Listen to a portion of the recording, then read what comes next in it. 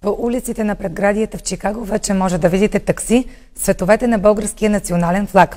Кой стои зад идеята ветровития град да има такси в бяло, зелено и червено, разказва Пети Киртикова.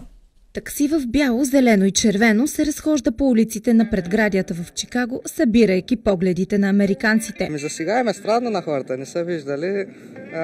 Повечето американци със сигурност мислят, че е малко мексиканска кола, но българите се знаят. Милен Семерджиев кара такси от 2 години, но преди 6 месеца решава да облепи колата си в 3 цвята на герба ни. Причината – носталгията по родината и желанието му да покаже, че българите трябва да се подкрепяме и показваме.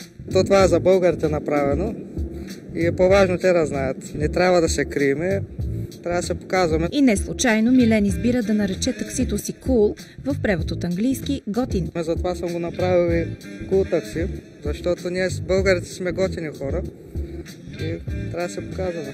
Идеята да се направи такси в бяло, зелено и червено хрумва на Милен и брат му съвсем случайно. Стояхме пред компютъра и ние чертахме на програмата как да изглежда колата.